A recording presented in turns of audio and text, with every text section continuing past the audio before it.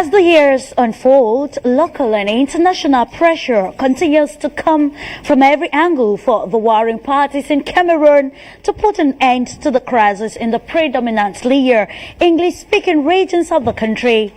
The church in particular has not given up as it continues to mount pressure on the government of President Paul Biya to be more proactive in tackling the flare-up in the northwest and the southwest regions of Cameroon. It has also urged separatist fighters to lay down their arms and embrace dialogue. The Vatican could not remain indifferent. Lately, Pope Francis' envoy, Cardinal Pietro Parolin, paid a courtesy call to the Unity Palace, where he reiterated to the head of state that at a time of turbulence, peace and not war remains vital towards solving the crisis. The envoy equally called on separatist fighters to surrender their arms, urging both sides to embrace peace and reconciliation. However, many of such calls have come from rights groups, political analysts, civil society. Even the people residing in these regions have cried out for an end and for peace to return, but these efforts have not yielded any fruit. As fighting is still ongoing, it is already 5 years into the crisis. Fighting and indiscriminate killings are still imminent in these two regions. So what difference would the visit of the Pope's envoy make? Is it the start of a new dawn of hope? This and more we analyze in the course of the Pan-African debate. Stay tuned.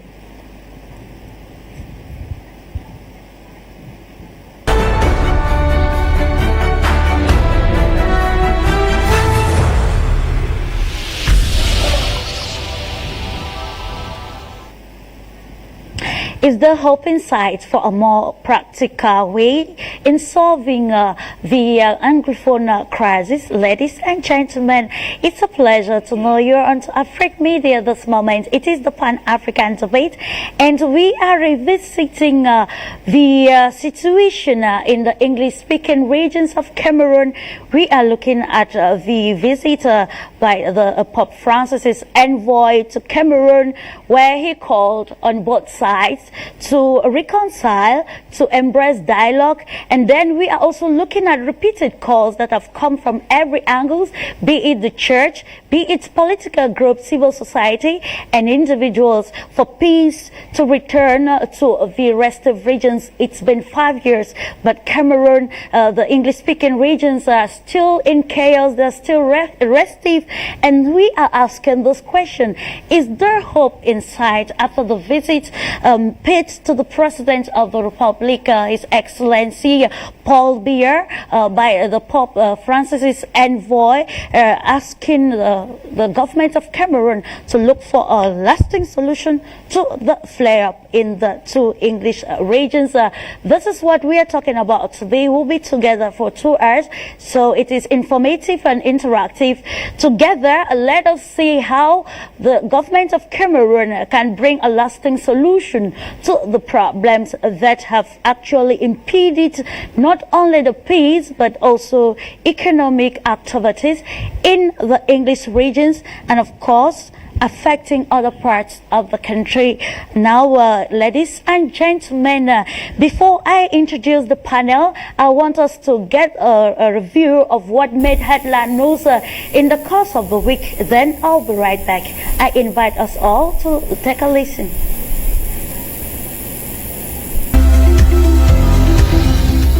South Africa's President Cyril Ramaphosa on Monday evening addressed the nation, giving an update on how the vaccine rollout will work and on the status of COVID-19 in the country. In his address, the president noted that the Southern African nation recorded its lowest daily infection rate since the peak of the second wave in December, stating that this was an indication that they have now passed the peak of the second wave. He went on to say that the country would now be moving to an adjusted level 3 and that certain restrictions, including those that were imposed on the sale of alcohol, will be eased. Other than the sale of alcohol, other restrictions that have been eased include curfew will now be from 11 p.m. to 4 a.m. Faith-based gatherings will now be permitted, subject to health protocols, such as gatherings may not exceed 50 people for indoor venues and 100 people for outdoor venues. If the venue is too small to accommodate these numbers within appropriate social distancing, then no more than 50% of the venue's capacity may be used. Public places such as beaches, dams, rivers, parks and public swimming pools will be reopened subject to health protocols. South Africa remains to be the hardest hit country by the COVID-19 pandemic, having reported 1,453,761 infections with 44,164 deaths. The figures represent 41.36% of the continent's caseload and 49.63% of its fatalities. The United Nations Child Fund has called on the Libyan government and international organizations to prioritize the water supply in Libya in order to avoid a humanitarian disaster. The body, through its special representative in Libya, Abdul Kadim Muse, raised concerns over the availability of water supplies in the Libyan population. According to UNICEF, the water crisis in the country could endanger over 4 million people, including 1.5 million children at risk of low water supplies. UNICEF also blamed this situation on the lack of required budgets for the purchase of equipment, operational materials, and spare parts for regular maintenance. It added that suppliers are also struggling to open bank credit in hard currency to import equipment from outside the country to raise durable water structures. The country's prolonged crisis has equally crippled its water facilities. Niger's Constitutional Court has validated and set a date for a runoff election between Mohamed Bazoum of the ruling Nigerian Party for Democracy and Socialism and then President Mahamudu Usman. This runoff follows a presidential vote in December last year when a candidate secured a 50% threshold to emerge victorious. Mohamed Bazoum of outgoing President Mahamudu Issoufou's party came first with just 39%. Usman, under the banner of Democratic and Social Convention Party, followed with a percentage of just 17%. It is worth noting that Usman was the first democratically elected and fourth president of Niger. He ruled from 1993 to 1996 when he was deposed in a coup d'etat. These two officials will head for a runoff poll on February 21, 2021. The Constitutional Court reviewed Sunday while validating earlier preliminary results. The winner would succeed President Mahamudu Issoufou, who has served 2 5-year terms. This no transition would mark the second democratic transfer of power in the country. However, the incumbent leader has a lot of challenges to deal with, including insecurity stemming from attacks from neighboring nations like Mali, Burkina Faso, among others. And those are some of the headline stories that made news this week. Not forgetting that the African Union is presently holding its 34th summit, first of its kind to be held virtually due to the COVID-19 pandemic. And also to note that at the end of the summit, the leadership of the organization will be moving from President Cyril Ramaphosa of South Africa to the Democratic Republic of Congo under President Felix Tshisekedi. It is now time, ladies and gentlemen, for us to uncover the panel, and with delight I present to you 3 gentlemen to give us insights on the topic for today. And I would start first of all by welcoming Mr. Shune Ngwa.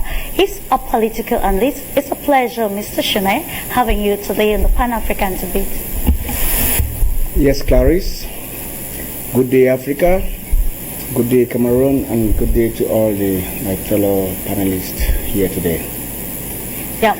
I'm delighted once more to be here, and I pray that our debate today should be guided with a political strategy and not emotions towards bringing a lasting solution to the crisis in the Cameroon. Okay, thank you so very much for honoring this invitation. Over to you, Michael Demancher. It's always a pleasure having you. Yes, You're welcome. Pleasure is shared, Clarice. Thanks so much for inviting me, and I'd like to say hello to all the Africans and especially to Cameroonians, those the southwest and northwest regions of Cameroon, who have been suffering for the past 4 years, and we think that it is time that we go back to the drawing board to see where water was dated, and then we see how we can be able to decant it and cleanse all the infirmities that follow us through all these 4 years and make peace again in our dear country, Cameroon. Absolutely. Peace is what the Cameroonians want at this particular moment.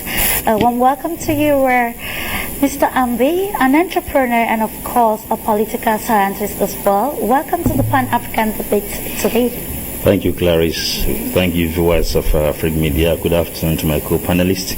Good afternoon to Cameroonians and the suffering masses of the Northwest and Southwest. We're here to deliberate the issue of the two restive regions of the country, and we trust that by the Spirit of God, God will inspire us to give lasting solutions to this problem. Thank you.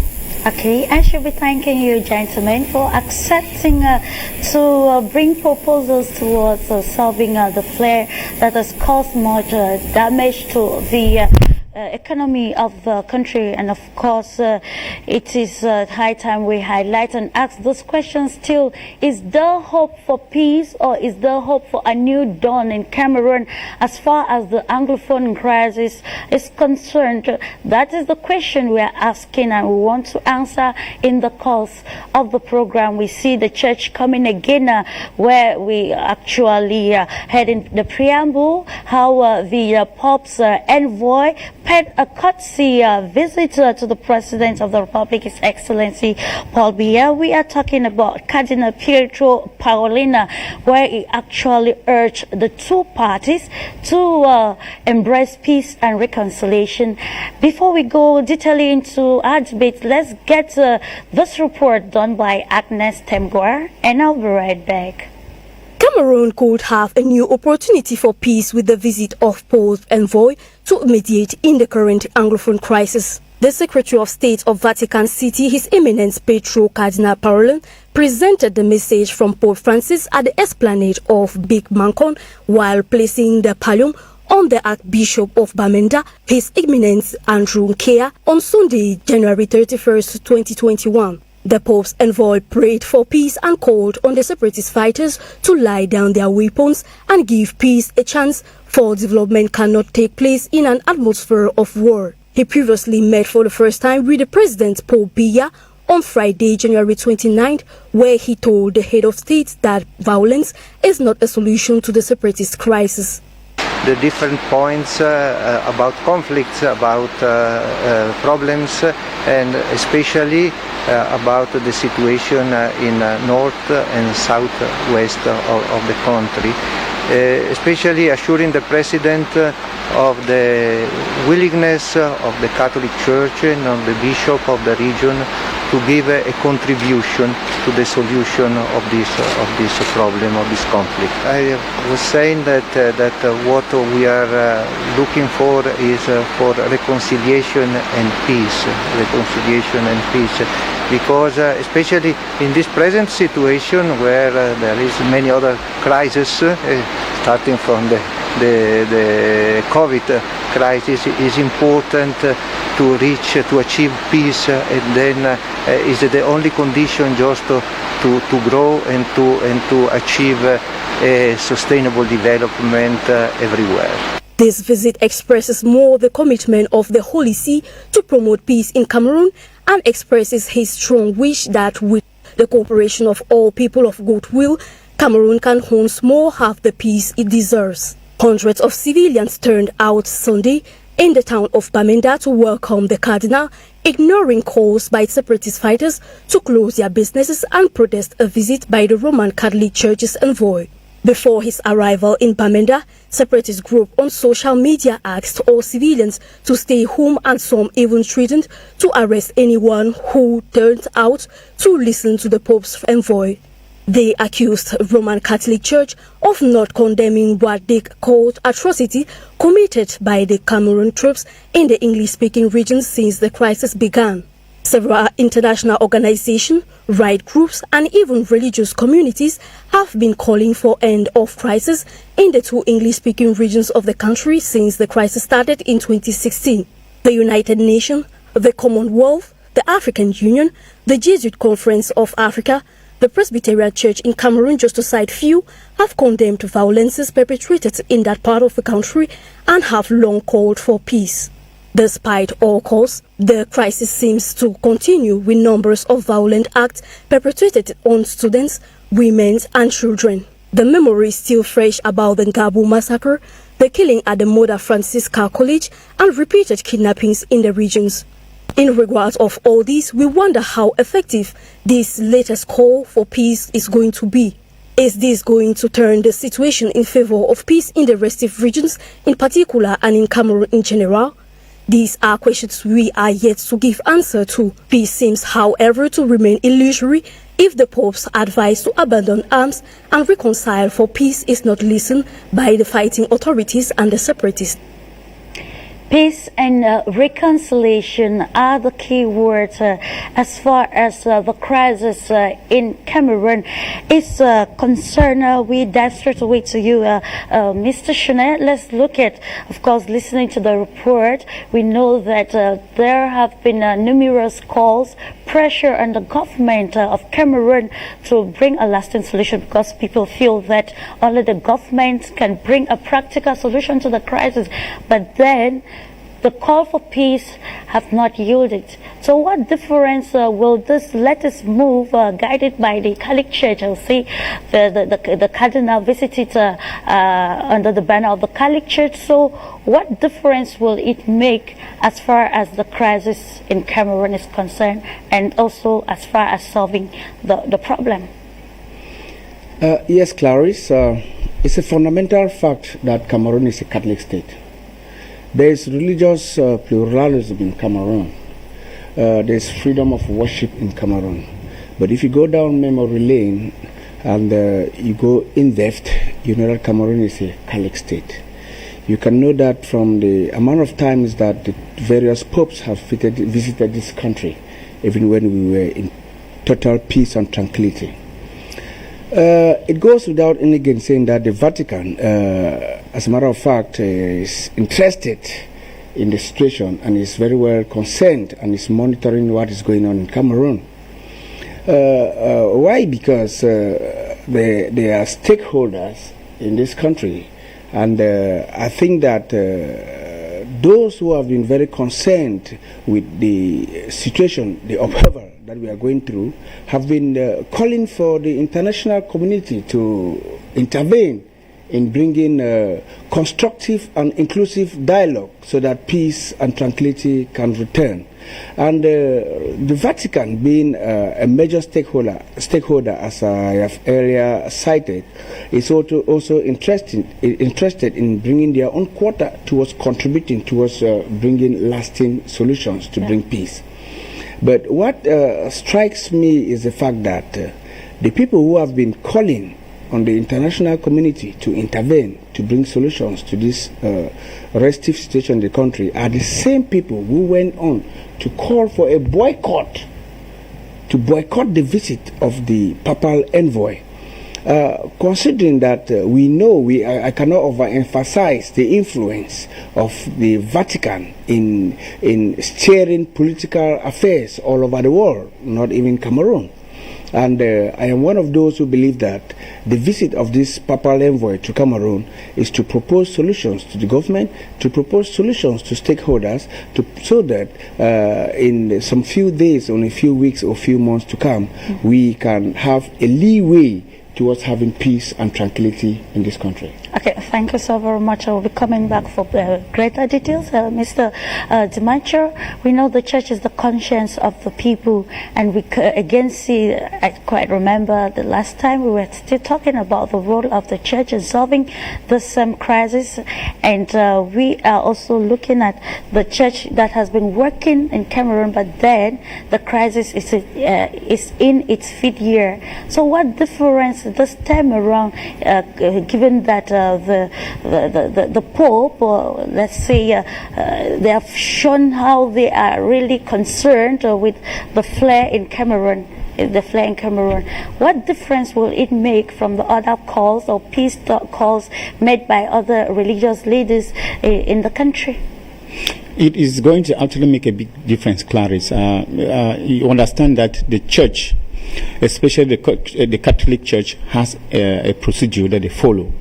It is not only about the issue in Cameroon, even with the issue of the beatification of saints. You understand that it is usually a procedure, and the church usually takes a procedure because they don't want to act erroneously. They want to be sure about what they are talking about before they make a pronouncement. The church doesn't just make a pronouncement.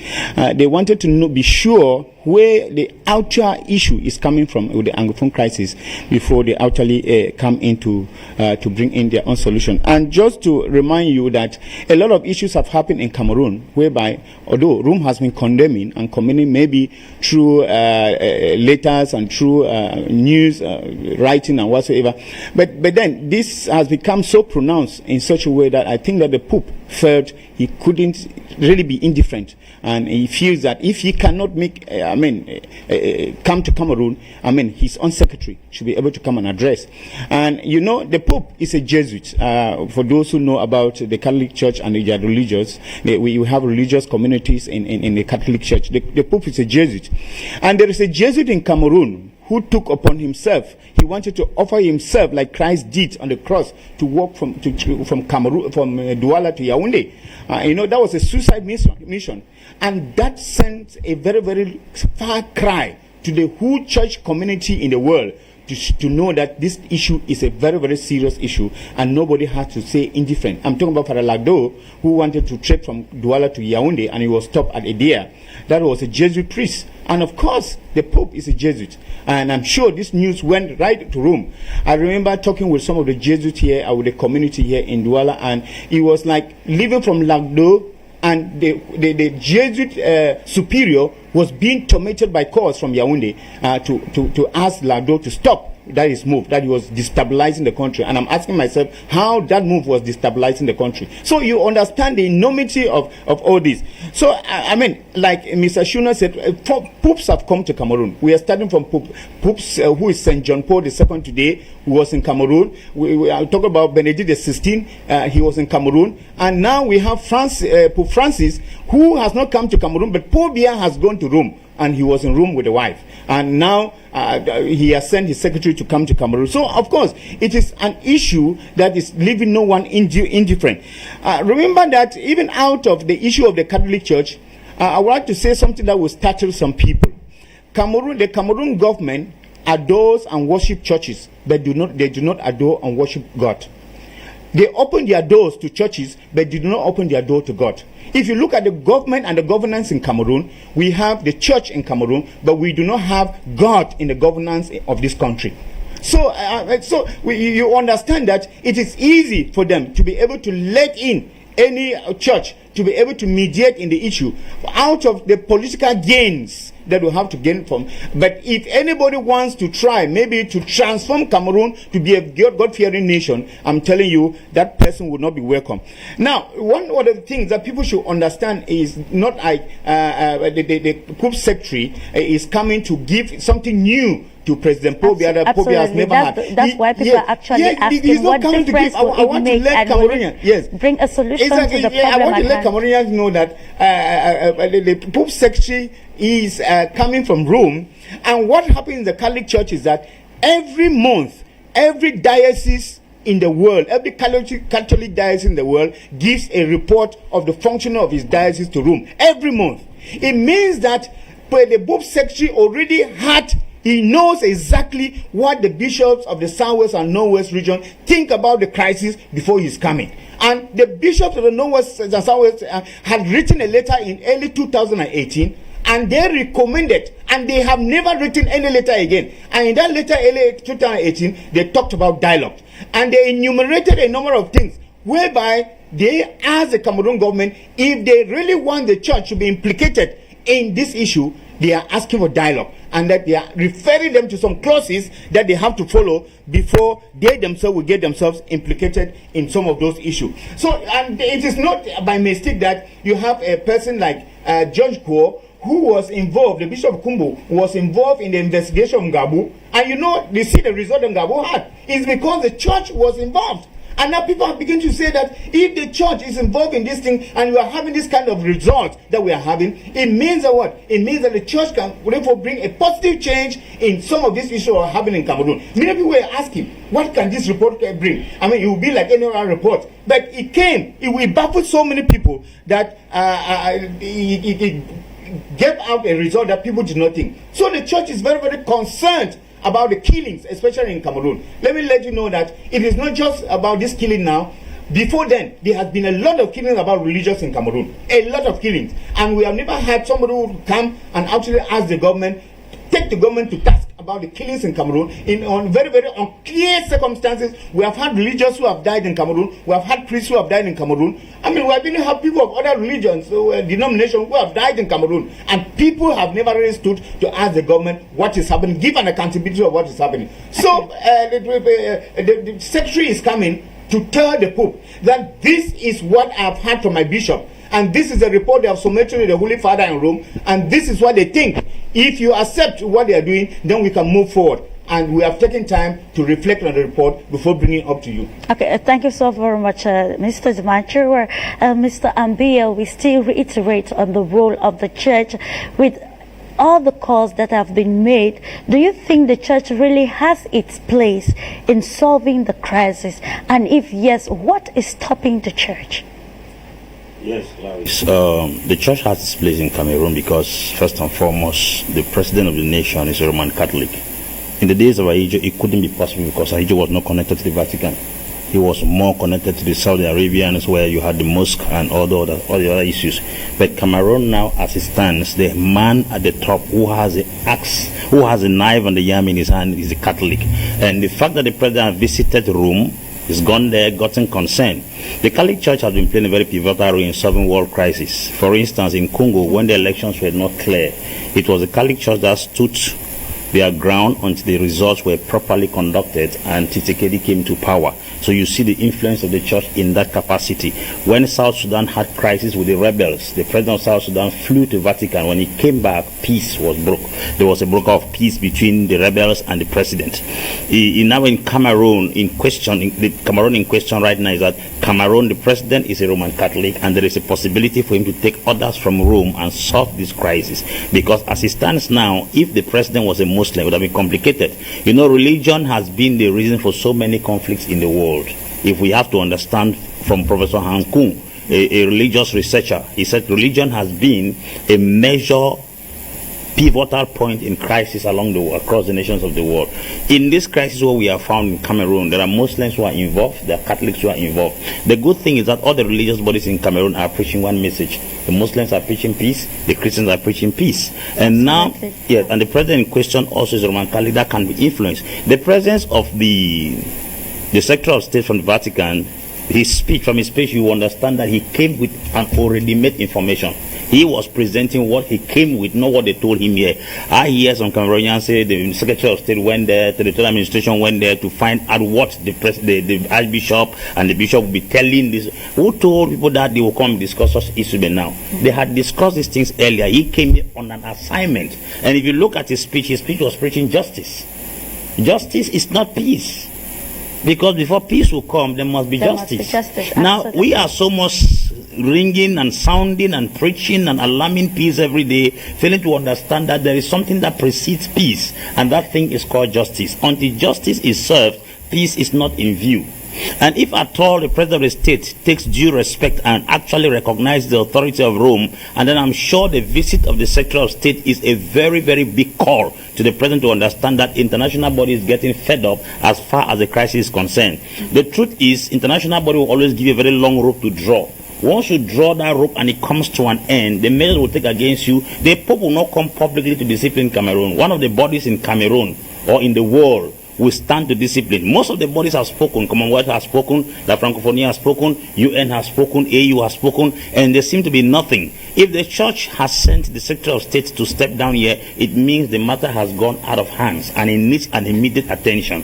That is to tell you that reports from Cameroon, practical videos and photographs and other reports have gone to the Vatican, and they have seen visibly the result of the crisis and the genocide in southern Cameroon. So if you see this man steps down, because sometimes when people send information, they send letters, it's not as serious as when they themselves go down to the field to see things for themselves. Absolutely, yeah. Now, so if you see him stepping down here, it means things have gone to the extent whereby they can no longer contain it. So I think with the situation on ground right now and the visit of this man, I'm very convinced that in the days ahead, there will be green light. Okay, of course, peace, like you said, peace, justice, reconciliation, those vital things that we need in Cameroon to see that the flare-up in the regions come to an end while the people return to their normal life. I want to reiterate here that this is also an interactive program. So those of you watching from home and from your offices, you can take out time to call and be part of this program. What do you think can be done? How can the government of Cameroon become more active towards solving or proactive towards solving the crisis rocking the northwest and the southwest regions of Cameroon? Mr. Shuni, we listening to all of you. You've highlighted how important the role is in the church is in solving the crisis. Why has, I don't know, let's put it this way, why has the government remained defiant or not listening or yielding to the peace crusade or advices coming from various denominations in Cameroon and elsewhere? Yes, Clarice, before I come to your question, I want to counteract what Brother Mr. Dimanche said. We cannot undermine government's flexibility and cooperation with international bodies. Likewise, Mr. Ambe, you cannot overestimate the situation in the Northwest to the level of genocide, because as per definitions from United Nations that we know, we cannot at this moment call the situation in the northern and southern regions of Cameroon a genocide. I earlier started by saying that we should give political strategies to this debate today and keep emotions out of it in a way that at the end of this debate we must have contributed our own quota towards bringing peace and tranquility back to the respective northwest and southwest regions of Cameroon. Back to your question, as I earlier said, the church plays a fundamental role in bringing peace and tranquility all over the world, and the Catholic Church in particular. And Cameroon is not an exception. Absolutely. And I said Cameroon is a state where we practice religious pluralism. We have seen the PCC, the Presbyterian Church in Cameroon, through its moderator in his policy statements at the end of the year, calling for inclusive dialogue, calling for the government to dialogue with the major stakeholders so that peace and tranquility can return back to Cameroon. The Catholic Church is also putting in its own effort as the Muslims and the other religious bodies. And I will be very, very fervent in saying that the government has been collaborating with them in trying to see how their ideas can be brought and put on the table for peace and tranquility to return. We cannot here say that the government is not collaborating with all these religious bodies. They have been holding meetings and having exchanges, and we have seen the efforts that the government is putting in towards galvanizing efforts for peace to return. But we know very well that some denizens of the Northwest and Southwest region have taken their stance, and they are not ready, because you bear with me that some denizens of the Northwest and Southwest region believe that nothing good can come from this government, and even if this government proposes something to them that will take them to heaven, they prefer to stay in hell, which is very, very, very dangerous towards. Of course, yes, I it was is very, very dangerous. Wanting to ask how we can change the mindset of these people. Yes, because the major obstacle towards bringing peace now in the Northwest and Southwest regions is to change the mindset of the people. They have a stereotype mindset where they believe that nothing good can come from the government, and then there are some who think that insofar as somebody like Atanji is still in that government, then they will prefer to die in hell than follow the government to heaven. So I think that it is very strategic for us to build their mindsets, develop their mindsets towards how do I put it? Working towards bringing peace. Of course, and they can only work together with the government. Not thinking that their opinion is the only opinion, is the only absolute opinion, and nothing apart from what they are thinking can be accepted. Okay, thank you so very much. Of course, you mentioned a very important aspect, which I was about coming to it. I want you to answer this, Mr. Dimanche. I was looking at ignorance, the role of ignorance in aggravating this crisis, because we have seen proposals coming from every angle, but then when you go into the ground, you discover that some particular group of, or a particular group of people are bent on seeing this go for as many years as it can. So what role has ignorance got to play in the crisis, and how can this change? How can we change the narratives so that we can, together with the separatists and the government, a solution can come to the flare in the predominantly English-speaking regions of the country? Well, Gladys, I don't know what you mean by ignorance, but I think that... yeah, just in line with what Mr. Shune said, the mindset, changing the mindset of what people think about solving the crisis, the problem. If you go by Max Ehrmann of Desiderata, you understand that even to the door, they too have their own story to tell. And in times of crisis like this that has dragged on for 4 years, it means that the intellectuals, in quotes, the intellectuals have failed to propose a panacea or a solution to the crisis. And therefore, I even think that the solution will come from a madman or a fool. If intellectuals cannot solve a problem for 4 years, it means that the problem is not within their reach. Because who is an intellectual? An intellectual is somebody who is humble. An intellectual is somebody who is flexible. An intellectual is somebody who is ready to let go for the sake of peace. And if this so-called intellectual, the intellectuals in Cameroon, have refused to let go their ego, and they are dragging on, and people are dying, and just to quay in to talk about the issue of genocide, as Mr. Shune said, I think that we are not talking politics yet or to please the government. We are talking to bring solutions. We have gone above the issue of genocide in Southwest and Northwest region. What is a genocide? It's an extermination of a race, of a group of people. I mean, if you look at the definition that the Banjul Court of People's, the human rights, the human rights and people's rights as given about a people, and you will understand that the Northwest and Southwest, they have recognized them as a people. As a people, that speaks a lot.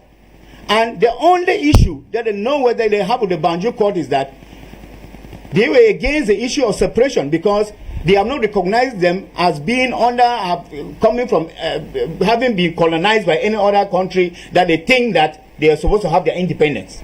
And they are refusing that issue of getting into a kind of unalloyed independence, whereby it is coming from nowhere. So I think that we look at the people of Northwest and Southwest I mean, as the people coming from who shared a common, let me just say, there is some origin that they have. If be it historical, they are already a people. Historically, they are a people. Because look at linguistically, they are a people. Judicially, they are a people. And the Banjul courts have recognized that.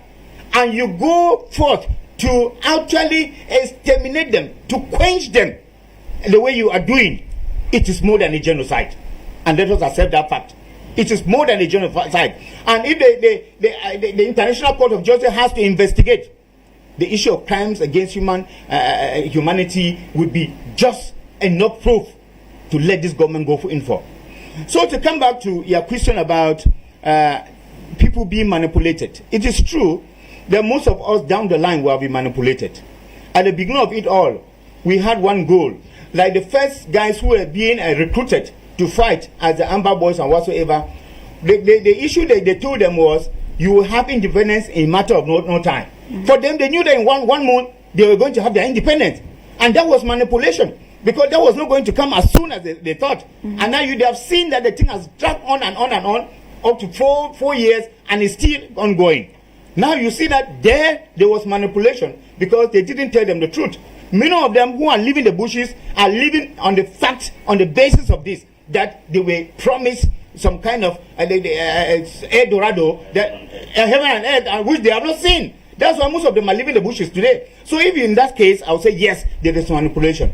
And of course, many people have made this as a commercial kind of a gain. You know, it's a commercial industry now. For those abroad, we have had those activists who make a lot of organize a lot of fundraisers to make a lot of money for themselves in the name of sponsoring the war. Yeah. And I mean, people are fooled in that light. And even people, not only Cameroonians, only Cameroonians in Cameroon, but Cameroonians abroad are also being fooled. They give a lot of money, saying that they are sponsoring the war, and many of them are swindling the money. Yeah. And they are putting it in their private account, and nothing is showing proof of. I mean, so in this case, we see that people are being manipulated.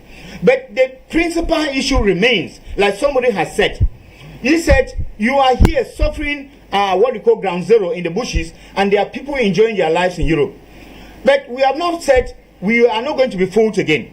Let us now accept the issue of dialogue. And we accepted the Swiss dialogue.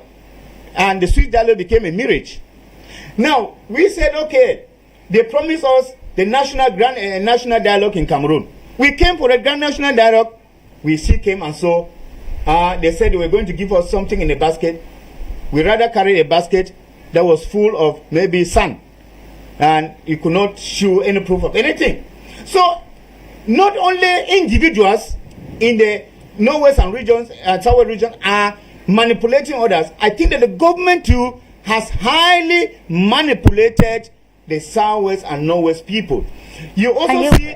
I can give a proof. Let me explain more. Yeah. We saw a recent issue whereby even the ex-combatants were taken to the DDR. They were given promises that they were going to be given after rehabilitation, what they will be given jobs. I'm not the one saying it. We saw them rioting. They said the government has deceived them and that they are not more for that they think about DDR. We saw the Prime Minister send an envoy who went with a package for them. So who is fooling who? And for how long are we going to continue to use money that we are supposed to use for development of our community to bribe people? Because those boys now were not bribed. They were bribed to stay calm. And for how long are they going to stay calm? You know, a hungry man, you give him food today, tomorrow he doesn't have the food, he will still cry. So the issue is, let us solve the root cause of the problem. If it is the Swiss talks, let us go for the Swiss talks. If we have decided that, okay, because I usually say that in negotiations, when it comes to war, it is not the smaller power that goes to the big power. It is the big power that goes down to the small power. You will never hear these boys completely say that we are leaving the bushes. Some will leave and some will remain. Because most of those who are in the bushes now are not even those who are fighting for the Anglophone cause. They are those who are opportunists, who have gotten the economic benefits of the stuff, and now they are kidnapping for ransom, and they are doing all kinds of funny things to have their money. And therefore, it is in the interest of the population of the Northwest and Southwest region that the government should initiate a true, frank, honest, diligent, dialogue for this issue to end. Because you call it a dialogue because it will not end like in the twinkling of an eye. It's going to be a dialogue because we will sit and assess where are we coming from, what were the claims, what were the demands, and what have been fulfilled. Where are we today with the fulfillment? And now we've put all those on the table, and then the government will tell them, well, my people, and at the head of state, who is the father of the nation, will say, have I not done as a head of government? Has the government not done enough? Yes, if we have not done enough, give us much more time to be able to do what you want us to do. If it is feasible for us to do.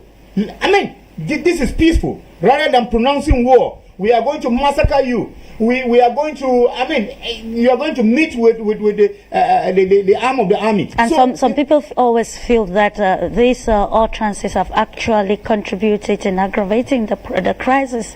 I think a majority of people feel, like 90% of people feel that. And it's true that some of these utterances have actually contributed. We are not only seeing the utterance from the head of state, we started hearing the utterances from the Minister of Territorial Administration when the crisis just started. And who is the benefit of the crisis today? Is the Minister of Territorial Administration who is there going up and down, and when he wants to go to Bamida, the person who says that and who there's no problem there's a lot of military arsenal that is guiding him, but he's asking the Jews and also to go out, or the Jews are asking people to go out of the street. Meanwhile, they themselves, before they make a step out, you realize that there's a lot of military backup. And I want to. I read in Cardinal Stuman's recent book. Let me just say this one point. My night in captivity, whereby Cardinal Stuman made a startling revelation. He said he went to Bamenda when he was going to leave the phone of Saw, and when he arrived, Bamenda was on a Monday, and he called the governor and was to meet with the governor. Have a courtesy call with the governor. It was a Monday. The governor told him, "I do not work on Mondays." That speaks volumes. Thank you so very much, Mr. Timancho. Mr. Ambi, with all that we see on the ground, what can be done? Let's look at the practicality of this. I always want us to probably put the blame game aside and look for the way forward. We see where we are today. Many did not know that Cameroon was going to see or find itself where it is today as far as the crisis is concerned. What is the way forward? What practical way? The dialogue that was organized did not yield the aspirations of many Cameroonians, but it is never too late. What can be done practically to put an end? It's never easy. Should we watch and allow Cameroon spiral into a disaster? Look at what is happening in neighboring countries. We're taking you to the Democratic Republic of Congo. We're taking you to the Central African Republic. What can be done? What is that dialogue that we have to hold in Cameroon so that the situation will not move from bad to worst? We know some people say it's already at worst. So what can be done practically on both sides? If I'm given the chance to use one word to solve the Anglophone crisis in Cameroon, is truth. Truth. Truth on the part of? On both sides. Yeah. When two deceivers meet on a platform, the presence of demonic spirits increase. Lies has multiplied the number of demons in this crisis. The government tells lies, the separatists tell lies. And as long as lie is the foundation of this crisis, we will never arrive at any given solution. That's just the truth. We are not truthful to ourselves. As a matter of fact, somebody knows how clean and clear something is, but he twists this thing and turns it upside down. How do you explain that people are told that when they boycott school, UNESCO will intervene? Where has that ever occurred in the world? For 4 consecutive years, children are not going to school because they were told that if they boycott school, UNESCO will intervene, and UNESCO is United Nations. 4 years going along, no schools, UNESCO has not uttered a word. The government goes to Ngabu, people die, government comes back, Minister of Defense, spokesman for defense, gets up and says it was the separatists. Minister of Communication comes and says the separatists. And then at the end of the day, it was investigated that it was the military that carried out the act. That is just a simple example and analysis on both sides. That these two parties in question are not truthful. There's a lot of lies, and as long as we keep on telling lies to each other, we'll keep on dragging this rope till eternity. That's the simple truth. The truth is the government, first and foremost, never accepted that there was an Anglophone problem. That was the foundation of the government lies. Then the separatists also took advantage of the situation and the ignorance of the masses and gave them heaven and earth that never existed. They bought those lies until we retrace our steps back to the very foundation and realize where both parties lied to us. It's only us, the masses, that have the capacity to halt this nonsense. The government does not have solution to the problem, neither is the separatists. It is the masses of Cameroon. Until Cameroonians within the 10 regions of the country trail their way back to the fundamentals of this crisis, the lies we were told. If every child in the northwest and in the southwest realized that, they were told that if they boycott school, they will intervene, and realize for 4 years they have been deceived. And those who picked arms and entered into the bush also realized that they were told in a year's time they were given independence. For 4 years now, many of them have died, others have been killed, most of them have lost their families, and no independence has come. If they get back to this very fundamental lies, because it was lie they told them that caused them to pick guns, it was lie they were told that caused them to boycott from school, it was lie the government also told the population there was no Anglophone crisis that pushed the crisis to spark up. Until government retraces its place back to the truth. You see, we are trying to cut the branches of a tree without dealing with the roots. The root of this problem is that 2 people were deceived. And these people who are in question are the couple that when 2 elephants are fighting, grass is suffer. These people who were deceived are the masses. Do you know that every Anglophone child believes that stop going to school will cause independence? On what account? In South Africa during the apartheid, no boycotting of schools. As I talk to you right now, in Yemen, in Syria, in other countries, schools have not been boycotted. But crises are going on. In which statistics, where on earth has ever seen that post stop going to school and the crisis ceased or it caused intervention? Nothing of that sort. Of course, that's why I wanted us to look at the place of ignorance and actually aggravating. That's what I'm letting you understand. Yeah. Not even ignorance, deception. Ignorance is an overstatement. It's deception. People were told what they did. As a matter of fact, they were given promises that were never to be fulfilled. The Minister of Territorial Administration did not tell himself the truth. I remember a meeting that was organized by Joe Kalabut on Seattle TV, and he said that there was no Anglophone crisis. Now he's one running helter-skelter. So you realize that on both sides. Now, when crisis, when things occur, even in the field, people are being killed. Government, in other number of circumstances, would have said that, please, so and so incident has taken place in this place. We are aware, but we have not carried out our research to know who is the cause. But suddenly, the Minister of Communication will jump on air, give an announcement that is not authentic, and then start retracing on how to cancel it after investigations are carried out.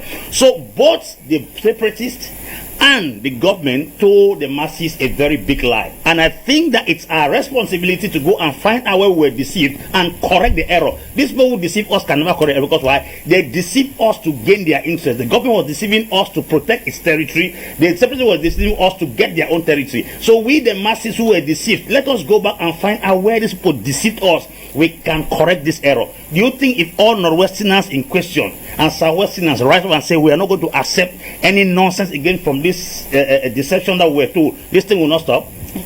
It can stop, because the voice of the people is the voice of God. Vox populi, vox Dei.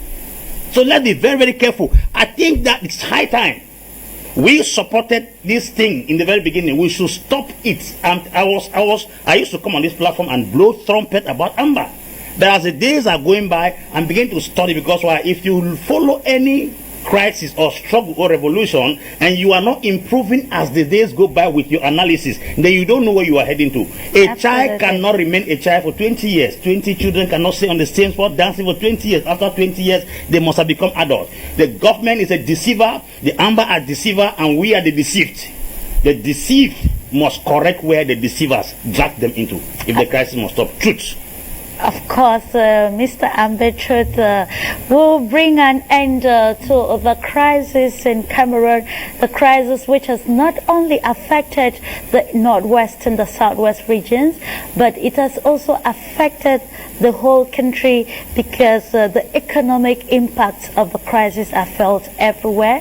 Mr. Shune, I want us to look at this public opinion that holds that many people, due to the fact that they want to attend a political level have taken advantage of the. Okay, before I come to you, let's go and give privilege to this first caller joining us already. Hello to you, please welcome. And okay, a caller from Bamenda in the northwest region of Cameroon. Please tell us your name and then you go on with your contribution. Good afternoon, madam.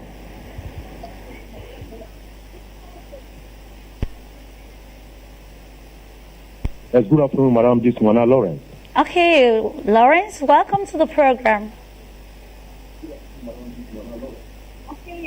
Go on with your contribution, please. Yes, what I want to say is that I just want to go straight to the point. I just want to urge international government like United States, European Union, African Union, that they should tell Mr. Mbia, Cameroon government, to release all Southern Cameroonian citizens. Remove your military here in Southern Cameroon. Let's go to table, let's go to dialogue and talk what is going on. Because for 4 years today, madam, you bring people in your panel that today they talk white, tomorrow they will talk black. This is not the type of people that can contribute for a solution that can stop this bloodshed that is taking an armless women and children down every day. Because when it comes to some situation in African country or in another country in the world, you see somebody like Apostle Amber, he will be a professional. But when he comes to the problem that is in for his homeland, his motherland, he speaks with tongue, he manipulates truth. So this is not the type of people that can contribute to give a solution into this issue. So we are calling for international government and organizations to step in here in Southern Cameroon, if as possible, organize a free and fair referendum for Southern Cameroonian people to make their choice. Because we are not talking about some individual, we are talking about identity for a nation, identity for a people. Southern Cameroon is a nation recognized by United States, United Nations, and all international government and organizations. We are not talking about maybe some armed group or some individual group there in Europe or abroad. So therefore, we are calling for all international government and organizations that genocide is going on here in Southern Cameroon. And it's being carried on by Mr. Mbia. The same man that caused this problem is not can be the same man that can solve this problem. We are calling international government and organizations of goodwill. Step in here today, tell Mr. Mbia to release close to 6,000 Southern Cameroonian people that are in prison, that he has kidnapped illegally. Remove your military into this territory. Let's go to dialogue. They are affecting of dialogue. Why they are affecting? It's because they have killed people, they are manipulating people, they manipulate truth, they don't want to speak the truth. They are there killing women and children every day. So we are calling for international government and organizations that can step in here and rescue Southern Cameroonian people.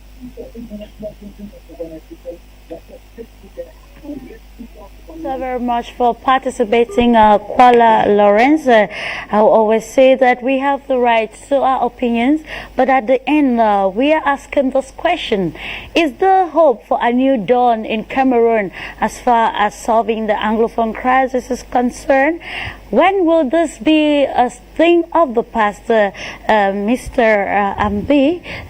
Before I get to you, Mr. Shune, Mr. Ambi would love to answer the caller who just pointed out some particular things. Yes, for the caller who just called, I want to let you understand that one of the things that keeps people frustrated is when they are stagnated in their mentality. When your mentality does not evolve as situations increase, you will keep on holding to something that needs another solution. I've realized that almost everybody that tries to correct us as Anglophones is considered a black leg. That is, even when you are saying the truth that will help us come out of where we find ourselves, you are considered a bad black leg and a demon. When you have people that you can praise on Monday and abuse on Tuesday, you praise on Monday, Wednesday, abuse on Thursday, that is not leadership. You must not always think that as somebody who has an idea, your ideology is always correct. And you mustn't force your philosophy on people. And one of the things that is killing us is that even if we seem to be dying and sinking and dissolving, it makes no sense to us because we don't seem to understand the implication of the things we do until we are wiped out or eradicated. You don't go about holding to something that after some years that were given to you as a solution and don't produce any result. You told people that they should not go to school for 4 years, they will not go to school. And when they don't go to school, it will cause an immediate intervention. For 4 consecutive years, and they have not gone to school. That is to let you understand that the weapon you are trying to use to fight that battle, it is obsolete. It is not relevant anymore. Trying to change the narrative and change the dynamics of your battle.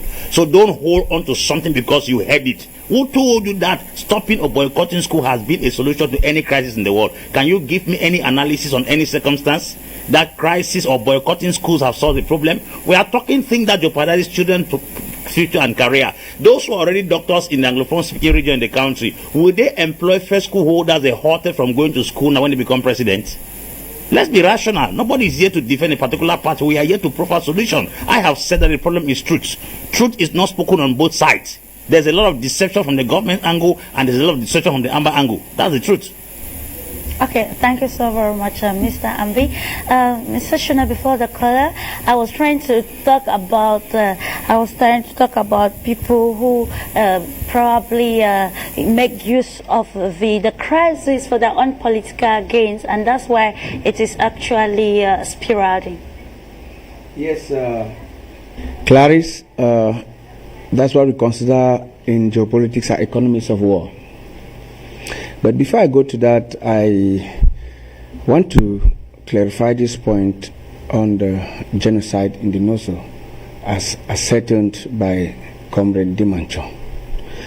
The people of the Northwest and Southwest regions, through their propaganda machines, go on social media and use other media outlets to declare that they are winning fatly.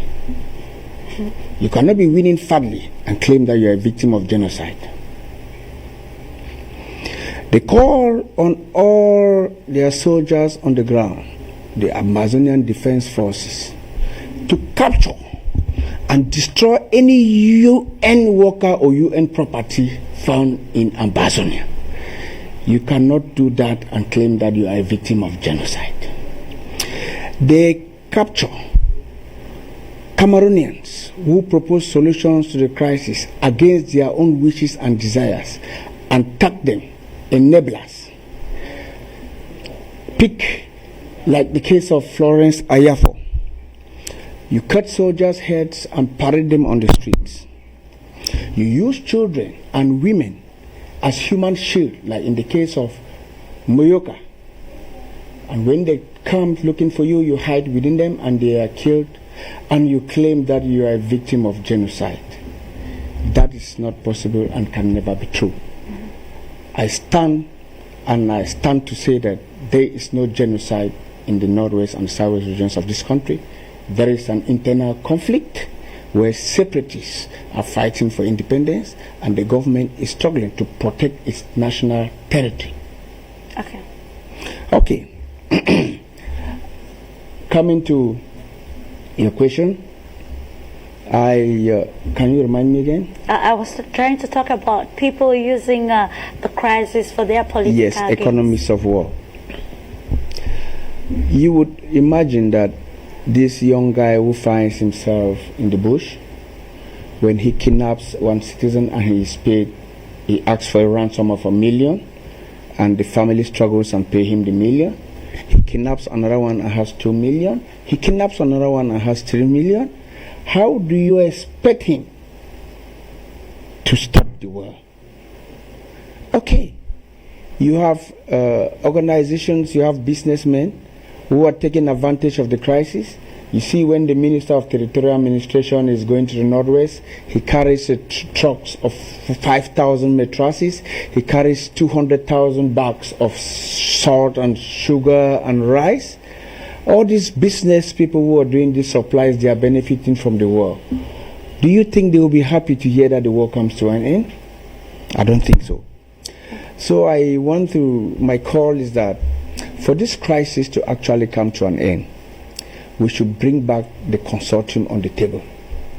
That consortium that was led by Agbogbala and Dr. Ambe, that consortium should come back on the table. Because some points were tabled in by that consortium after deliberations, after consultations with Southern Cameroonians. Those points were put on the table for the government to resolve. Have these points been resolved? Yes. Are the people aware that these points have been resolved? No. One of the lies that have been told to the people. And one of the major lies that were told to the people, as Mr. Ambe said, is that Southern Cameroonians have been deceived that Southern Cameroon was an independent nation. That there were two countries that came together to to be the Republic of Cameroon. Southern Cameroon has never been independent. They have never had independence before.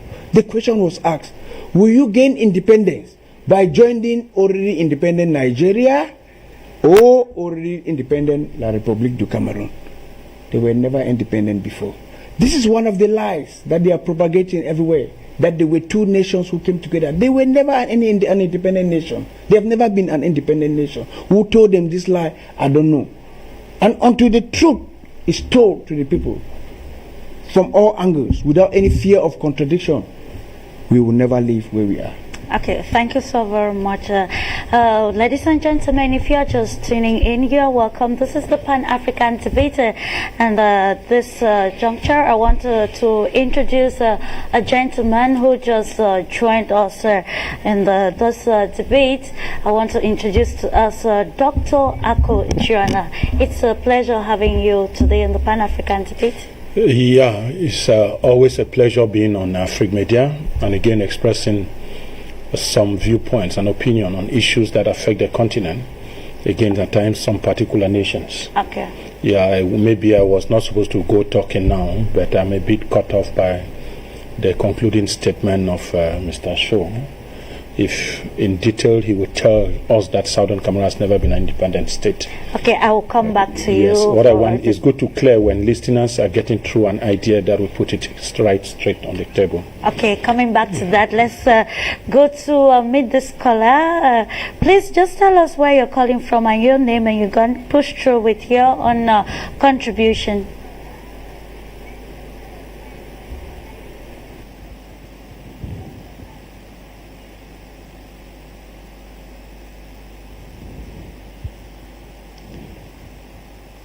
Unfortunately, the caller is no longer there. Keep your calls coming back to you, Mr. Akojon. We're looking at the visit or the reiteration from the church in looking for a solution to the crisis in Cameroon. We're asking with the visit of the Pope's envoy, we're asking if there is hope for a new dawn or a new era in Cameroon, as far as the crisis is concerned. Yeah, like I said before now, I would like to chip in. Yeah. I will again insist that Mr. Chu, if he's not aware, Southern Cameroon was an independent nation. Southern Cameroon was independent because that is the option. Would you like to be independent? Buy. Would you like to be independent? Buy. Either Nigeria or the other.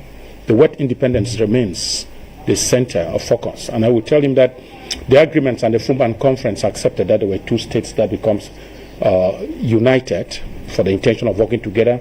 That's why there were two assemblies.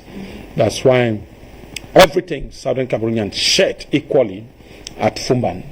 I mean, if there is a minister for education that was national, there was equally a secretary for education for Southern Cameroons, and that has always been.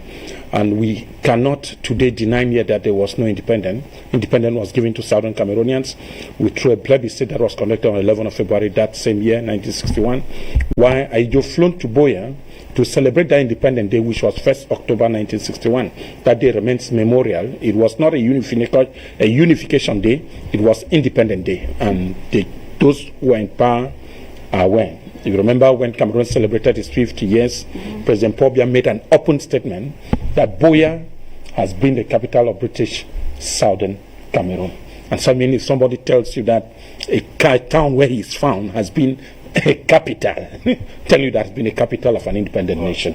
So we have to accept those facts. We should not gainsay. The coming of the bishop, the coming of Pietro Parolin, I believe somewhere, those who have been following me, I wrote a statement that the visit of this particular Vatican gentleman can act as a stepping stone to bringing lasting peace in the conflicting southern Cameroon, and even again that can cause the government in Yaoundé to adhere. I have told several people several times, we cannot, or we may clown with men every time, but not with men of God. Be very careful. Somebody like St. Thomas Aquinas said, these people represent the intention of heaven on earth. They speak beyond what you cannot reason. I don't think Vatican is coming to Cameroon to exploit oil or to exploit forest.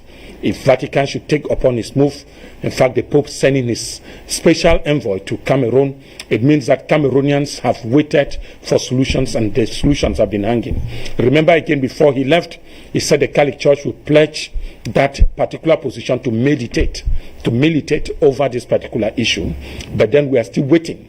Likewise, the statements that were made by the bishop, or I don't know, the cardinal, it will equally indicate that he is in line with all what other international organizations have demanded Cameroon to do. He still demanded for a sincere, inclusive dialogue to be conducted. This is coming from a clergyman.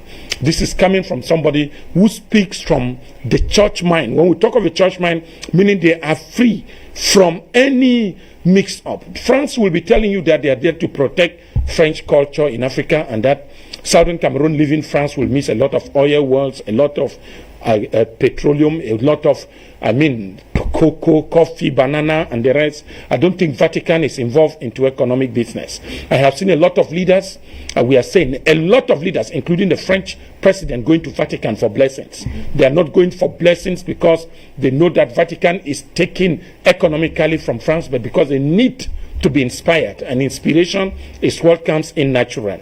Cameroonians need to be sincere. I'm telling you that if we believe that God exists, but I will not live without us knowing that the country Cameroon has been adamant to any change, because people believe more. A country that is ruled more from occultic centers, telling you that the solution we have given you in this red room, in this black pot, is the final solution, and that whatever the others are saying is faulty, is what is killing us. People believe on what I call artificial or perishable solutions. People want to tell us that the various occultic groups to which they belong have told them that if you give them this, it will be like that. If you give them this, you give like that. So the lone solution is a military solution. And we are just still crying that it is 4 years, it is the 5th year very soon. By the 16th of November this same year, we'll be talking of 5 years gone. Are Cameroonians aware of the economic damages? I was reading through a paper which we might have read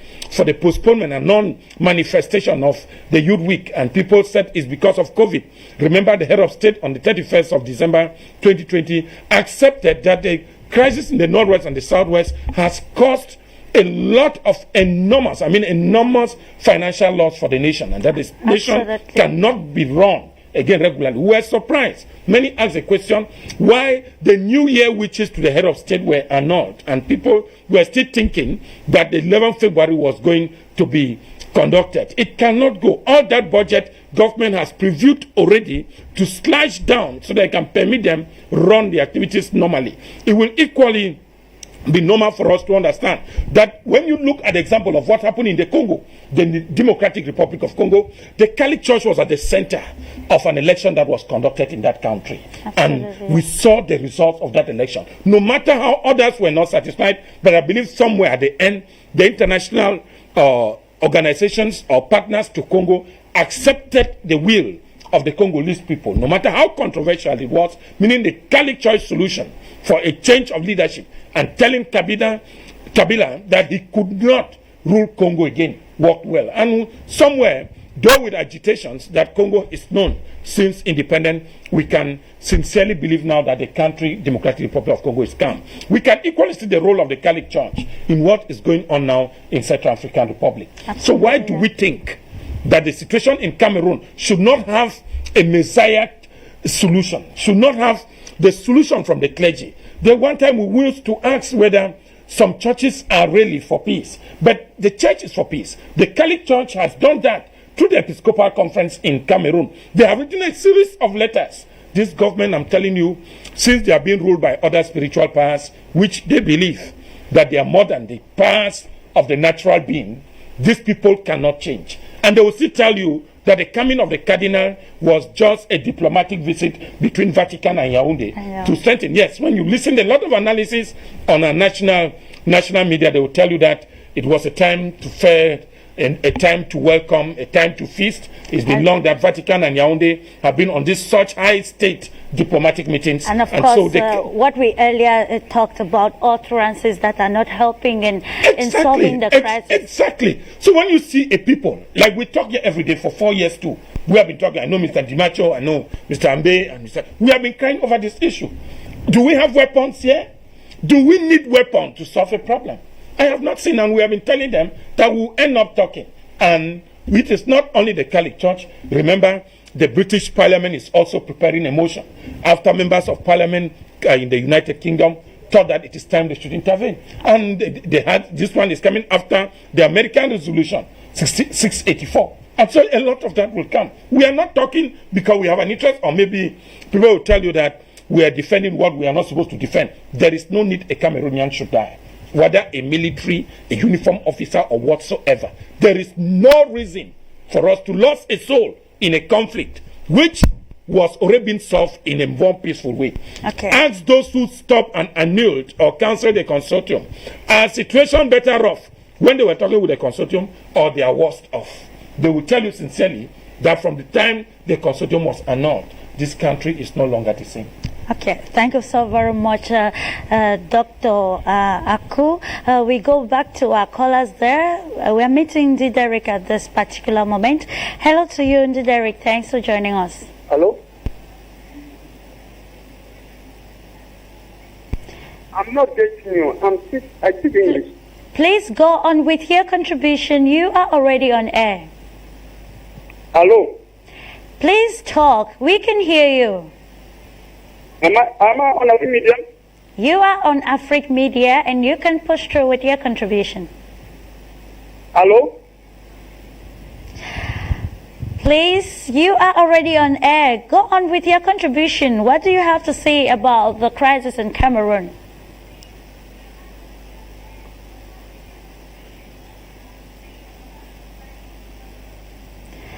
Unfortunately, we can't get to the caller, or the caller can't actually get to us. Keep your calls coming. Keep your proposals coming. What is the way forward? Is there hope? Can we smile that a new Cameroon is going to be probably brought to life after the visit of the Pope's envoy? That is the question we are asking. I'll come back to you, Mr. Dimancher.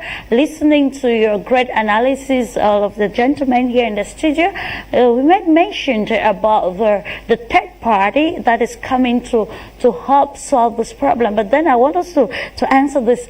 Can a third party actually solve a problem without the people in the house ready to solve that problem? I'm talking about the government of Cameroon coming together with the separatist fighters, or those who represent the fighters. Can a third party really have that strong role when the people who probably have the problem have not said, yes, we want to put an end to this? No way. You cannot feel a pinch in my shoe more than me. I am wearing. And before coming to that, I'm happy that Dr. Ako already answered Mr. Shone on the issue of independence of Southern Cameroon. I'm satisfied. And I still want to come back to the issue of genocide that you talked about. And I now realize, sometimes we argue emotionally. We want to take sides on the points or on whatever we believe in. Because sometimes when we talk about the genocide, you given Mr. Shune enumerated a number of cases in the Northwest and Southwest region where actually all of us decried and we said this is inhuman. This is part of the genocide. When we say genocide, it doesn't just mean acts that were committed by the military. There were also acts that are committed by the so-called Amber Boys. When we look at what happened in Rwanda with the Hutus and the Tutsis, exactly. So you should understand that whatever is inhumane and the people who are being utterly exterminated, either being, because everything in Northwest and Southwest, there are most the boys in the bushes who are also exterminating or killing their own brothers and sisters. In that case now, it goes into record. I mean, that our people are being killed. And they are being killed for a reason. There is a reason why those people are being killed. So let us put a reason ahead and be able to judge it actually honestly and independently of any other links that we have. Coming back to your question, Clarice, I think that you cannot love someone more than his own self. America cannot come to Cameroon and want to defend Cameroon more than the Cameroonians, and it is true. We first of all have to demonstrate that willingness, that love for ourselves, that love to see a new Cameroon born before any other country will come to facilitate. That is when it is going to be easy. If we do not have to build that, we don't build that love first within ourselves, I think that we are going to have a very, very big problem. Because the issue will be that somebody will come, and because of the international norms, we say that people are killing their own brothers and sisters. But these people are killing their own brothers and sisters for their own selfish gains. Are we ready to let go those our selfish gains that we want to make and be able to save our own lives, our own brothers and sisters?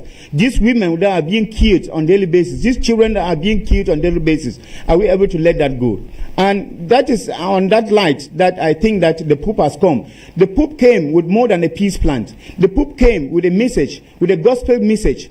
The Pope came with a salvation message. And of course, the Pope wants to make Cameroonians understand that you cannot gain a salvation mission, you cannot overcome or you cannot achieve a salvation mission without going through the gospel mission. These are two different things. You know, before you gain a salvation mission, you must go through a gospel mission. Apostle Ambe is here. I'm sure he is better placed to be able to correct me on that. There are people who think that they will just go directly to heaven. You know, you stay in your house, you don't want to do anything. I mean, you don't want to collaborate. You don't want to work as a human being, as a person on earth here, to pass through the hurdles, the gospel message here on earth, and then you think that you just get through salvation. No, you have to go through the gospel mission. And the gospel mission is that actually we are born human beings. And the first commandment is love. And that God himself is love, that we have to share in that love. We have to be able to show that love for one another as we show that love for ourselves. I think that that is important.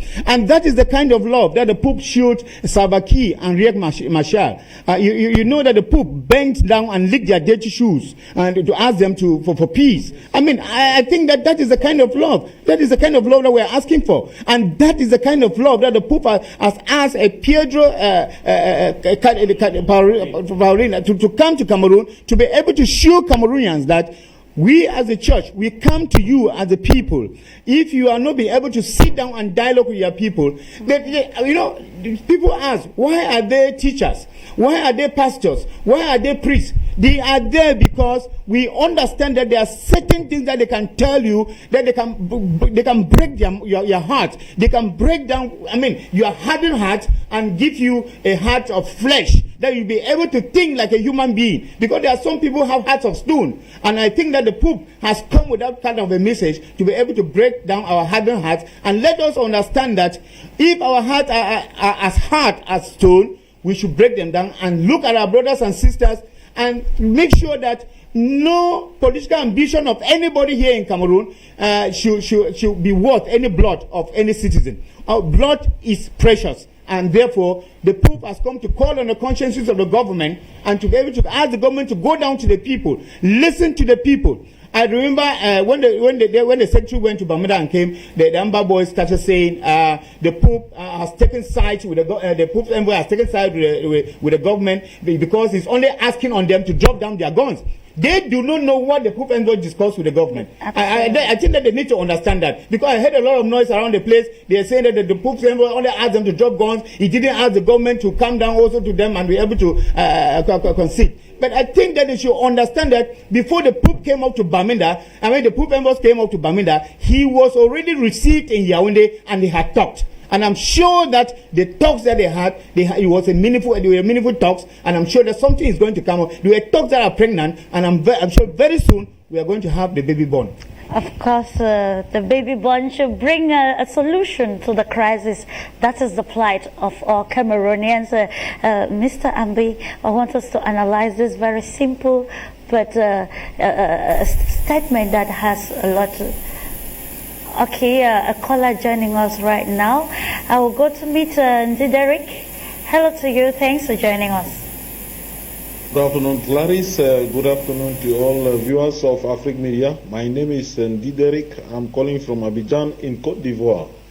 Concerning the return to peace in Cameroon, especially in the English-speaking regions, I think that the marshalling of ideas and international diplomacy against Cameroon is actually working out of time. And you see, very soon we will see a situation where Cameroon will be isolated. It is true that diplomacy is something that is very funny. It takes a lot of time to react, and it takes a lot of lobbying, it takes a lot of pleading, it takes a lot of soliciting and using statements. But various organizations, various countries come in different forms. The United States come in the aspect of respect of human rights. The church now has come in the aspect of the respect of the dignity of the human person. And so these two factors go hand in hand to say that Cameroon is against the two available indicators. That is the respect of the human rights and the respect of the human person. What we saw lastly, the visit of the Cardinal to Cameroon, shows that the church has actually gone against its own, it has gone against its own limits in the pleading and in the statements that it has been bringing out.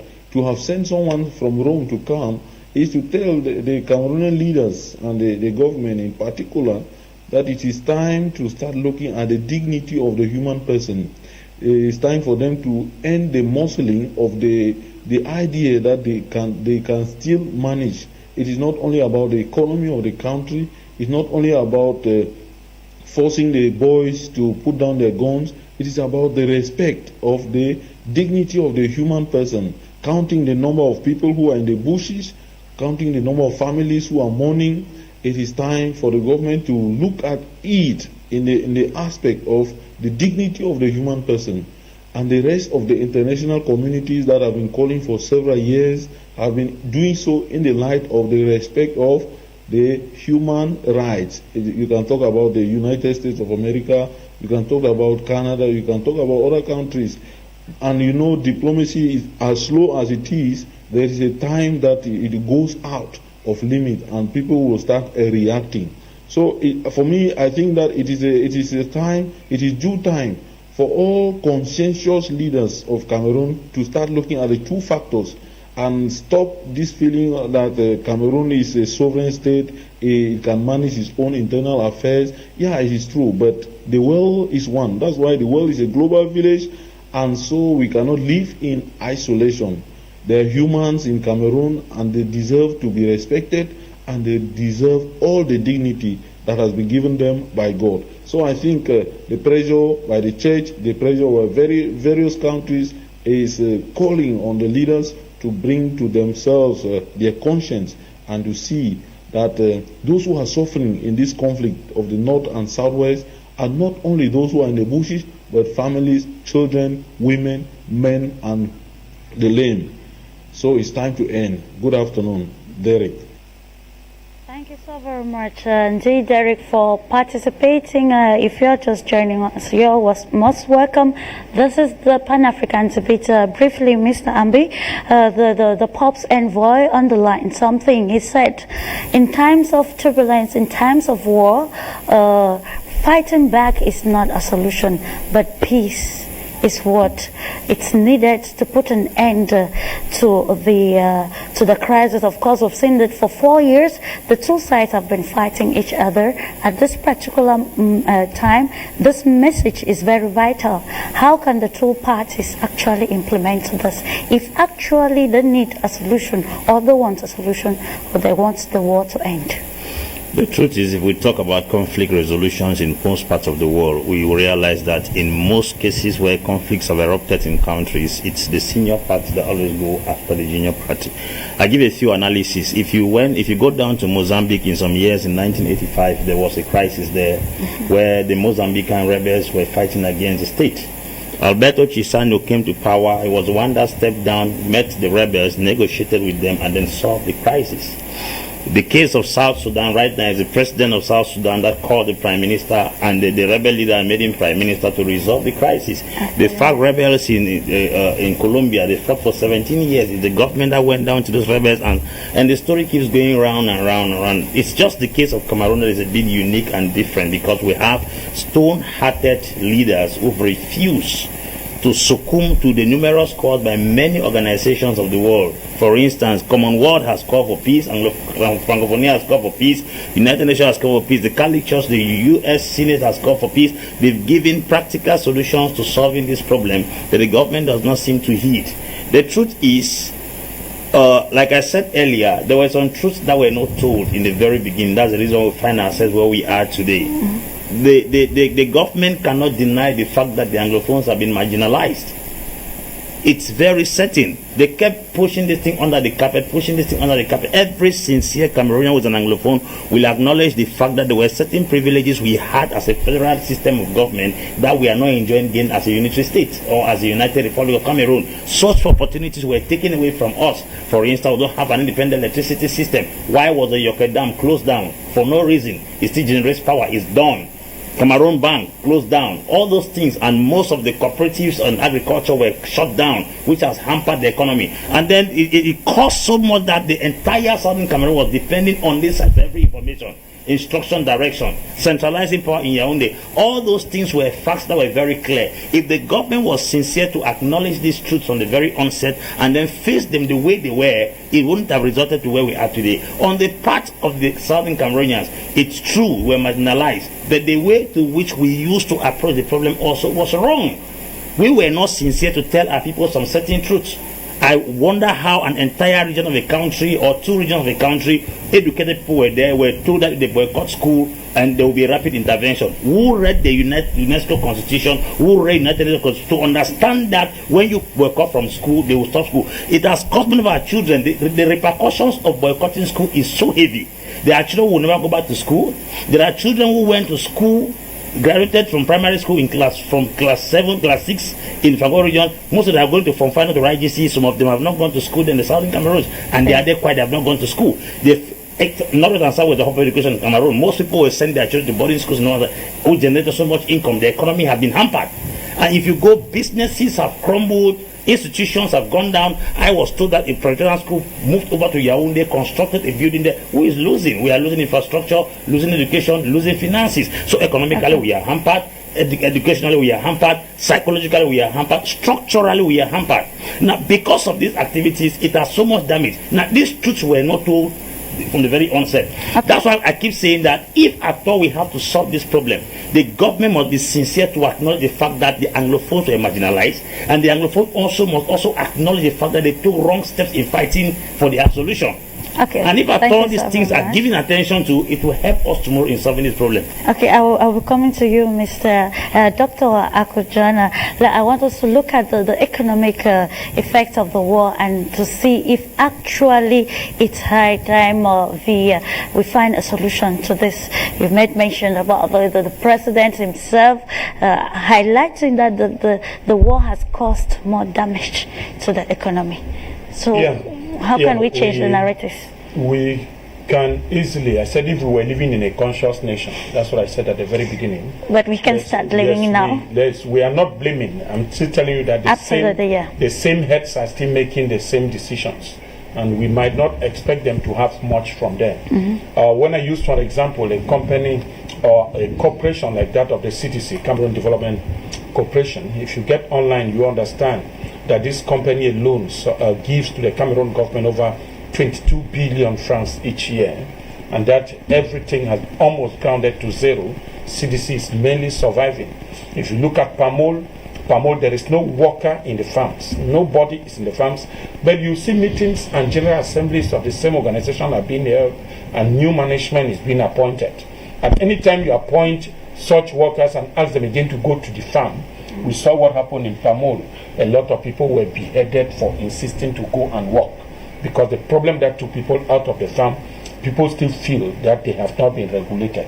Economically, the Southwest region and again the Fcfa division and many others that were harboring. Remember, some of us too have been unable to carry out the touristic visit we used to go to this region.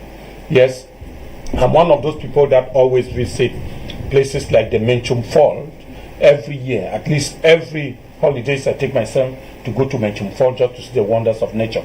I have been for 4 years not capable of using this particular track, and many other places. And if you go to places like Manfei, people have not been there, we can't be there.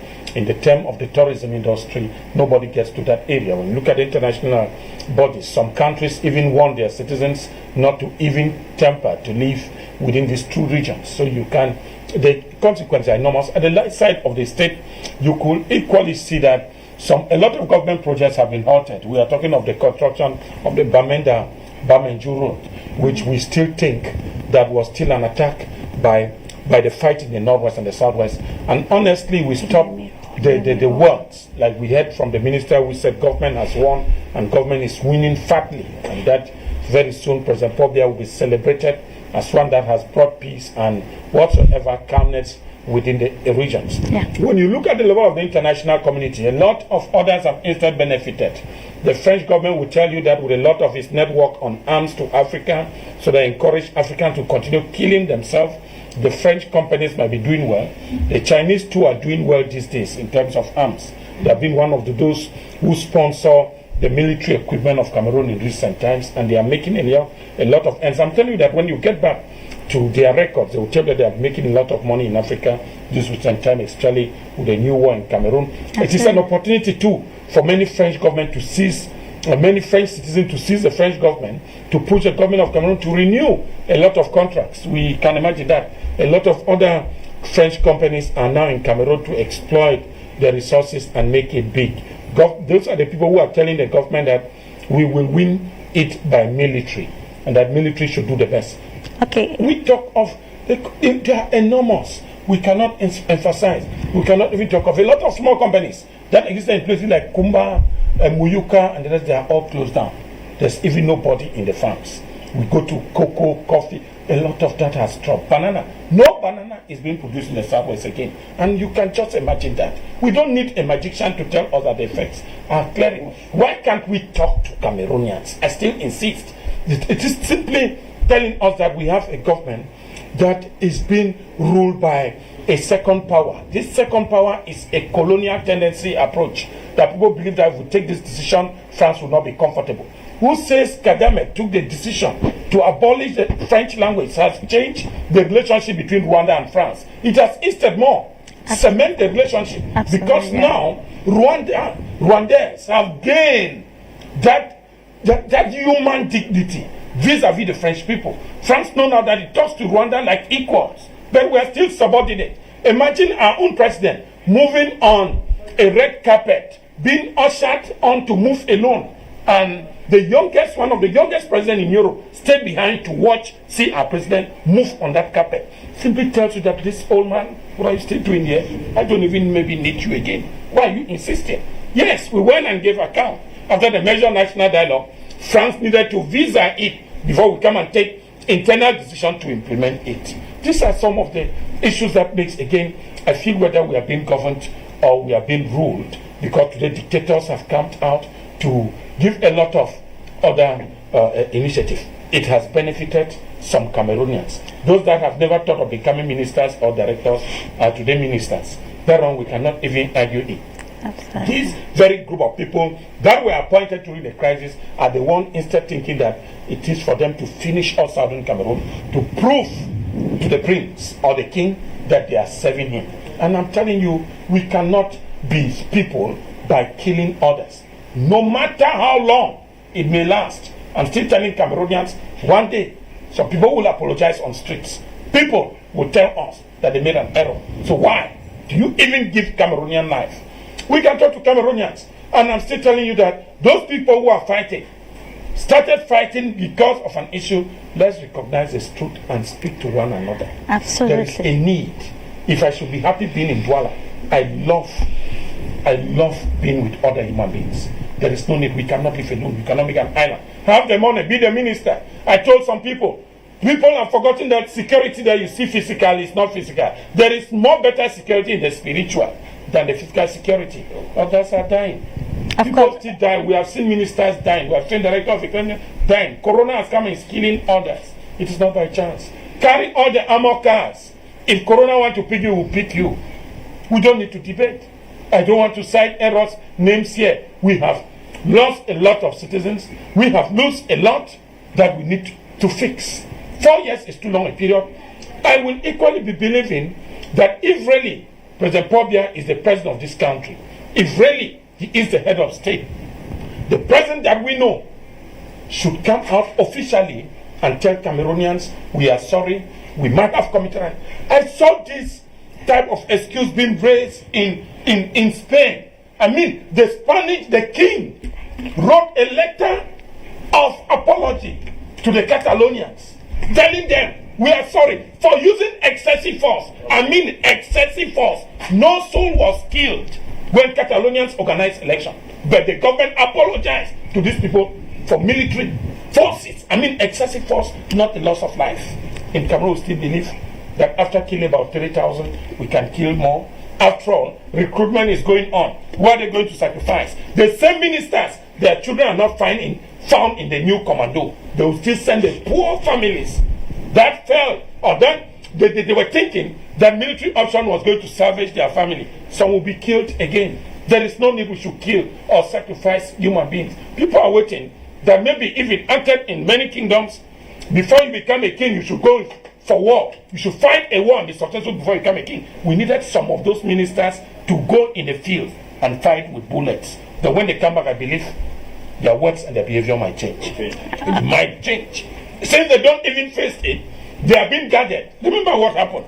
Before Idris Deby could calm down on the issue in the Sahel, he went up front himself. Absolutely. And when you go up front, you have the take of the war front. When you come back, you reason otherwise. We need some ministers to go up front and fight. Even the Minister of Defense. It is not going in armor cars, that's it. Those who are fighting in the bush, in the name of the commandos or the B, there is no armor car in the bush. These boys are risking mosquitoes. I mean, the worst is mosquito. Because mosquito bites even more stronger than a bullet. Bullet kills you immediately. Mosquito may kill you slowly. So we need to think that peace is not only for those whom we think we want to defeat. At times too, the most intelligent person takes the weakest position. And when you take the weakest position, it becomes a strength. We celebrate that. We used to quote them so many examples here. When you quote the situation in Colombia, people will tell you that that was Colombia. Cameroonian has the idea of always telling you that that was Nigeria, it's not Cameroon, that is Cote d'Ivoire, it's not Cameroon. But be careful. Yours may be more disastrous than what happened in those other nations. As you keep on delaying, as you keep on being headstrong. The Pope brought a message. When you see clergymen, I'm still telling you, the spirit of the coming of the Pope, if we are wise, we need to start thinking. The moment the church starts giving you counseling insistently, know that it is the end. You might even, if you don't adhere to what the church have said, I've said several times, prayers works. If some people don't believe, prayer works. If the Pope turns against the government in Cameroon, we will see the results coming in the next few days.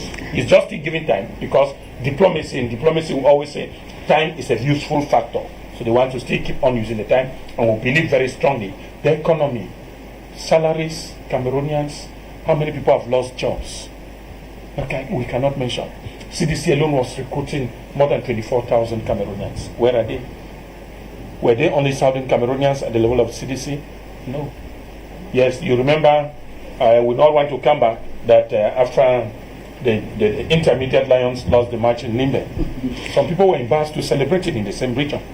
That luckily, so you think you could kill us and come to win a match. And I know these Cameroonians, one of the highest sports that could unite this nation is football. Absolutely. But remember, in 2017, for the first time we took the cup to these two regions, nothing changes. A tournament came, they still told you that they are not interested. So there's something more than that. Let's settle our problems, then get into the phase of tourism or enjoyment. Okay, thank you so very much, Dr. Ako John. Coming to you, Mr. Shune, we have probably less time to be together, but then we can still talk something constructive as far as solving the Anglophone crisis is concerned. We are looking at the Pope's message, the message for peace and reconciliation.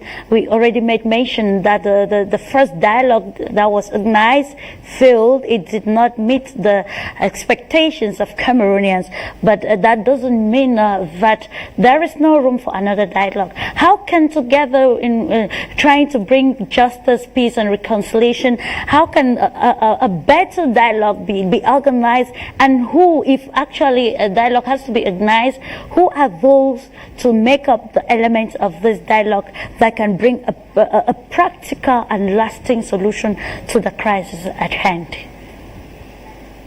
Yes, Clarice, the Pope's envoy called for dialogue. Civil society in Cameroon has called for dialogue. Traditional rulers and young Cameroonians have called for dialogue. The government organized the dialogue. It didn't go through in the minds of all Cameroonians. I am still one of those who believe that even anything good came out of that dialogue, Cameroonians still believe that nothing good can come from this government. They believe that if this government is going to take them to heaven, they prefer to stay in hell.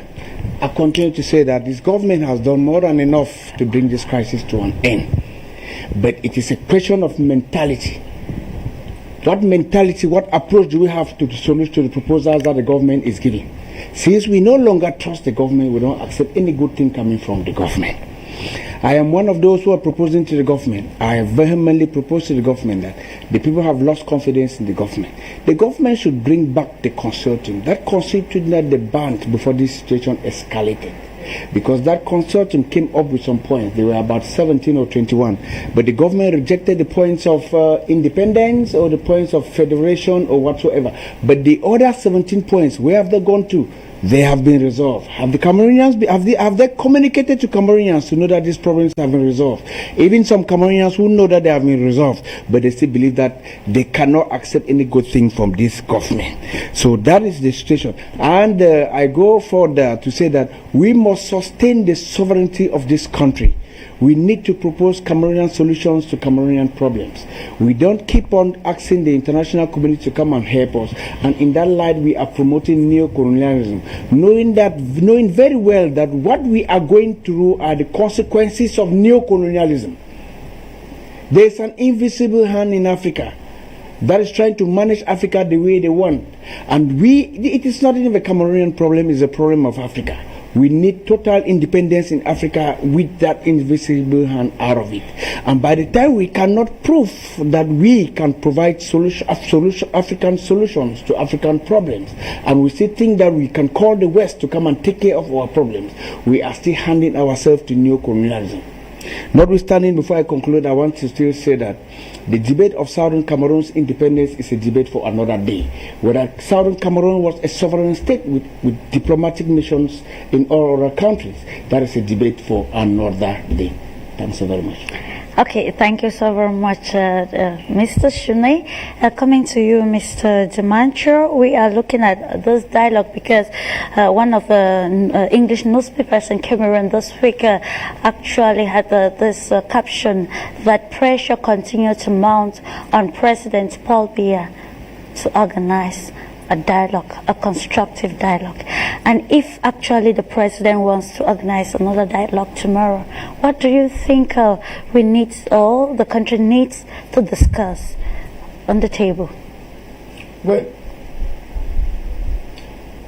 we will need to go back to the drawing board and to see where we came from. Where did we come from? And I'm one of those people who have always insisted on our historical legacy. Because this is the base of this problem. This is where it came from. Some people have made a mockery of it, and others say, you people are reclaiming English language is English, your local language, your mother tongue. But I mean, I think that this is what, it is not just about English language. It is something more than that. Something that maybe it is inherent. I will not be able to explain. You know, that historical legacy whereby you find a Francophone who comes to the Northwest and Southwest region, and then he sees a different image of a part of a country. When he comes back to this other part of the country, he tells a story of his journey to another part, which is still in Cameroon. And the journey looks like a journey to a different country. But he went to a part of Cameroon. It is that kind of a legacy that I'm talking about. When we talk about the English language, we are talking about those kind of practices that we got from the English people. You know, the English people taught us how to rule ourselves. And our chiefs were empowered to be able to get ahead and rule their own people. I mean, it is something that the French people were deprived of. We are not saying that we want to go back to be recolonized. No. It is something that we inherited. And it's something we're used to. This is something that when we're honesty. This is something that when we frank talk. This is something that when we love. You know, an Englishman knows how to love. It's because an Englishman knows his right. It is not for nothing that you hear an Englishman say, I know my right. It is something more than that. English Cameroonian or Englishman? I mean, an Anglophone. Let me call that. An Anglophone. From what we got from the English people. So that is what we should understand. So if we want to go back, if we want to actually be able to say that we are going back to free frank talk, I think that is one of the things which the teachers themselves, I mean, why they went to the street. It is one of the things why the lawyers went to the street. And I think that we will not solve this problem without answering to this far cry, to these demands of the lawyers and the teachers, which they talk about the bigurial legacy and the linguistic legacy. I think that is an important part of this dialogue that we have to go back to. And then when we get back to this now, and we are able to solve this, then we can now begin to look at all the other things that go with all these things that we have been talking about all this while. We have to go back to this. We have to talk about this. We are reminiscent. I mean, we are so nostalgic of how we grew up and how we went to school and the kind of education that we got, which of course today we are only regretting that we are not able to have our children have this kind of education. And I think that we have to get back to that. Okay, thank you so very much, Mr. Zimancher. Mr. Ambi, let's go to the way forward, of course. Briefly, what is the way forward? We've heard what we have said. Should we continue to watch the country spiral into an uncontrollable situation? I think absolutely no. So what is the way forward? I sent a post some months ago on Facebook. I said, when you hear guns begins to smoke in any nation, it's a sign that brains and minds are filled. The Anglophone crisis, to me, based on my understanding, is the limitation of the Cameroonian minds. The government in question and the people also who are fighting.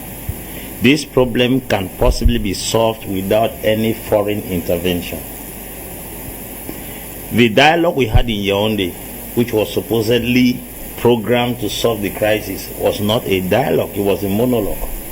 Because a dialogue is a situation where two parties come together on their own free will and they have the right to express their decisions and express their desires. Not the one that we go for a dialogue, you are being told what to speak and you are being compelled to decide on this. They make a statement that nothing like independence should be mentioned in the national dialogue, nothing like federation. That is not a dialogue. That's a monologue. Somebody has come to express his feeling and is inviting you to come and sit and listen. It was more of a preacher addressing a crowd than two colleagues coming to negotiate on the table. So the earlier we go back and negotiate a better dialogue for us to sit down and deliberate, because to me third parties only come in the dialogue to stand as witnesses to confirm what both parties have decided. If at all we agree on a dialogue, then they should bring a third party. Remember what happened to Gowon and Ojukwu in Nigeria when they went to Aburi in Ghana. They went there, the both of them spoke very well. When they came back, Gowon did not pay attention to those things. It's the same that has happened to Yaoundé here. They have gathered in Yaoundé and spoken what they want to hear, and finally nobody has accepted to what they. So if a dialogue does not produce a result or solve a problem, it's not a dialogue. They went to Aburi in Ghana, they sat down in Ghana, they spoke, Gowon spoke, Ojukwu spoke. When they came back, Ojukwu did not adhere to any of the things that Gowon submitted. And then now we are talking about a dialogue in Yaoundé where nobody came out with anything substantial. That wasn't a dialogue. They should come on a platform. When you talk about dialogue, what happened in South Sudan was a dialogue. They went to a separate land in Congo Democratic, sat there, 2 parties, and then the third party was in question. They agreed on certain terms, concluded, signed, and then came back. There was peace.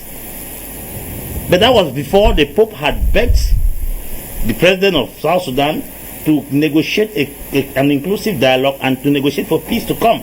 So I think if the Cardinal has come to tell the president to reorganize a better dialogue, I think it's going to be of great help. That's the truth. Because what came out from national dialogue called decentralization is disconcentration. It's not decentralization, deconcentration. That deconcentrated power is not decentralized. Decentralized means you are handing power to people to exercise it. But this one, a Secretary of State is appointed over a region that controls the president of the region. What is that? Is that decentralization? It's deconcentration. So they have taking the control of power in their own day and then try to focus it in towards meanwhile everything is still in their hands. So I don't think that what they are putting on ground as a result of the national dialogue is solving the problem in any way. Guns are still flying in the bush.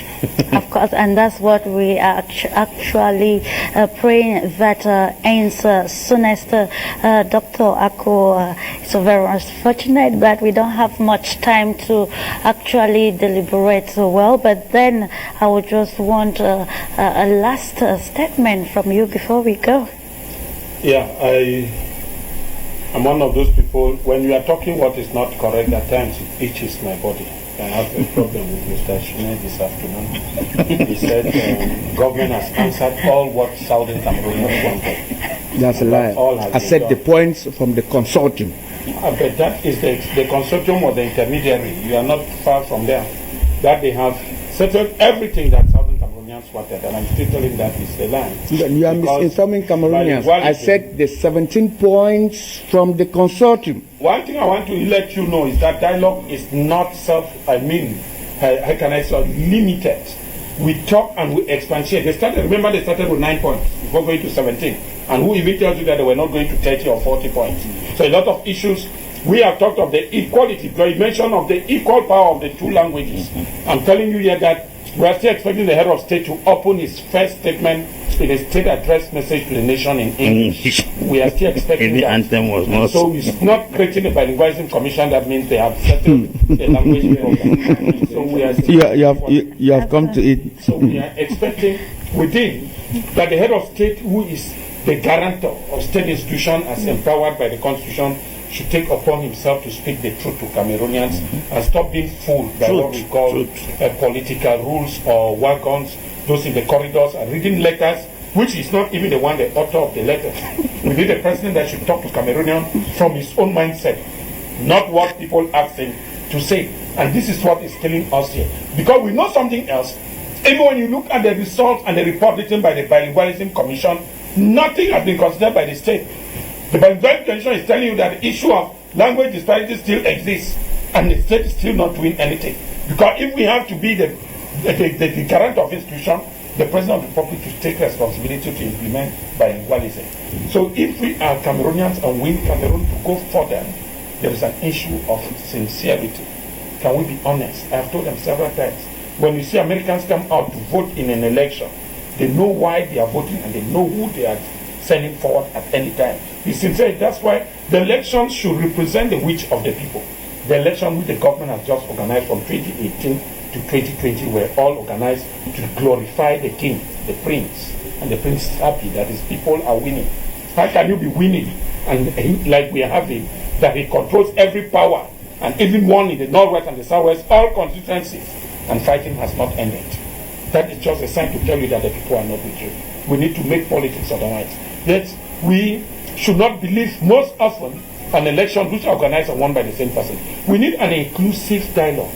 Again, liberating all those who were arrested during the crisis. We cannot forgive those who carry weapons and kill people. Then we kept those who make propaganda on a small radio or TV station or over a social media platform as the most dangerous element. The people who have that even killed, who have spoiled the blood, were dangerous. Disarmament centers have been opened, and those whom they said were using arms are now eating until they now have a right to claim for food, and they are being given the food. So why do you keep some behind bars? Because they were linked. They said they were sharing intelligence. I feel sincerely pity for the death of Samuel Wazizi, who suffered torture within the military France and died. We are still seeing and crying for these souls of Mautu. Remember, The International Human Rights Watch just gave its report. I believe the governor is not denying, because the state defense spokesperson told us government attacked and killed separatists. We're surprised that children as young as 6 years were equally considered separatists. Women were equally involved. Yeah, when the Federation used them as human shield, what do you expect? So I know a lot of people who speak from a state perspective. The what we call shield, nobody was there to prove to. That's the same issue that happened in Gabon. And the government told you later that what happened was true. Absolutely, a woman that was murdered and killed in the north with his own children, government told that it was fake and true fake, and that the position was Mali. It turned out to be Cameroon. So I'm telling you that the government cannot be ruling on lies. If there is a need to rule this nation, we need to tell them. We need to sanction those who tell lies. The President of the Republic should even sanction ministers that get him a fake report or fake decision that cannot work. If really we have settled Cameroonians' problem, there is need for peace. Peace would have returned without us being fighting for it. If we are still fighting, then something is not still right. If you are sick and a particular drug has not been given to cure that, you keep on being sick. Until you find the right drug, until you find the right recipe, you keep on being sick. The problem in Cameroon is still to find an honest solution. Sincere dialogue without precondition. That's what we expect. Like you, Mr. Ambe said, you cannot organize a measure national dialogue and then you define names of commission with their policies. There was a commission for decentralization. So decentralization is the option. No other thing should be talked about. So what is that? It's dictatorship. So you just make a monologue. You put your TVs and camera, you pay people. The people have their 400,000 as envelope for participation, and they went to a fine. They changed their words, telling you that the measure national dialogue brought something. It is only at the end we discovered that what they call special status left the national dialogue without a content. Absolutely. And so we are still waiting for the content because nothing is still set on special status. Though you find a lot of philosophical politicians telling you that Southern Cameroonians have had enough. Mr. Shunet said they have had enough and that they have solved a lot of those problems. Government has done a lot. If really government has done a lot, peace will return to Cameroon. Cameroonians are not wicked people. We know the people will come. Yeah, that is the time that is still killing people. Absolutely, yeah. Give the right solution. Tell them you are closer to them, you are eating with them. On one of those dining tables, tell them that the Southern Cameroonian problem need the right solution. And we are still waiting. Okay, thank you so very much, Dr. Akko. Of course, the effects are already colossal, and of course, the pressure continues to mount on both the government, especially the government of Cameroon and the separatist fighters to come together, to come to a compromise, settle their differences for the interest of Cameroonians, so that peace can return, so that the economic life can return, and of course peace and development that will accompany the government's development agenda 2035 should be something that is practical, that is realistic, and not something that exists only on papers. And it is on that note, ladies and gentlemen, that we are putting an end to today's edition of the Pan-African Debate, while saying thank you to the gentlemen for their in-depth analysis, and also thanking those who participated via calls, those who watch. Thank you for trusting the Pan-African Television. Do have a lovely moment and a lovely weekend as you stay tuned to the programs on Afrique Media. Bye-bye and see you some other time.